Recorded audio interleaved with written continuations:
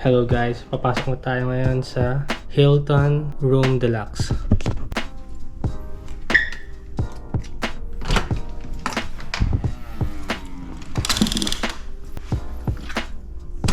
Pagpasok mo, ito yung bungad niya.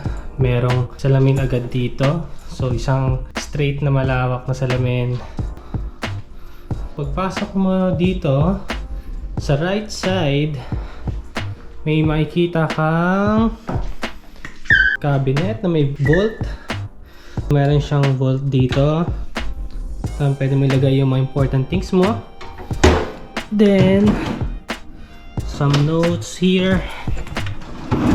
Ito, nakalagayan lang dito. Yan. Tapos, kompleto naman. May water. May initan. May baso. So, kompleto naman. Ito naman yung closet niya.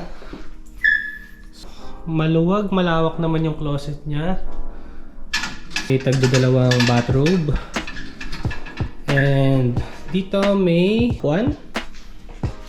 And dito naman yung sleepers. Ayan yung sleepers niya for the couple. Then dito naman yung CR niya. Pagpasok mo, so ito yung sink. And okay, as usual, may ganyang salamin. Try natin working ng water niya. Ito naman yung salamin niya. I like the design, yung gilid ng design niya. Gusto ko to, yung design. And so, may baso ulit dito, dalawang towel. And pag liko mo, nandito yung isang liguan at isang pang CR mo. So pagbukas mo dito, hindi siya automatic.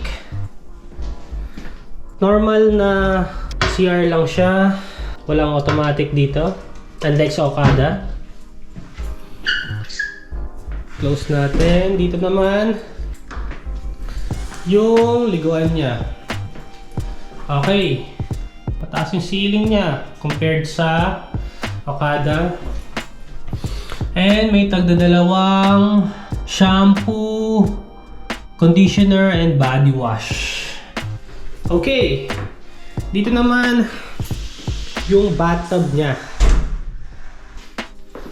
Maliit lang yung bathtub niya, pero pwede na for one person. I think pwede to for two person. And labas tayo. Dito tayo sa bedroom. So pagpasok mo dito galing sa closet, ito siya. Ito yung king bed mo.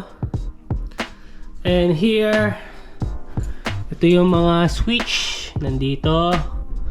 Okay. And ito yung TV niya. Ito yung remote. And ito yung working place mo. So dito tayo mag-edit later.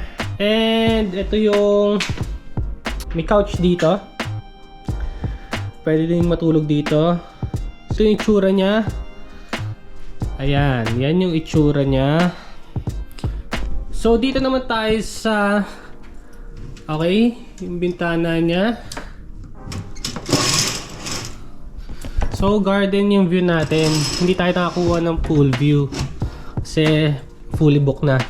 Ito yung garden, pwede kang kumain doon. And doon sa likod niya, yun na yung pool. Nandun lang sa likod na itong harang na to. So, ayun lang. Sana na-tour ko kayo sa Hilton Hotel Manila dito sa Newport, Pasay. Hope nag-enjoy kayo sa room na to. Thank you for watching and see you on my next video. Bye-bye!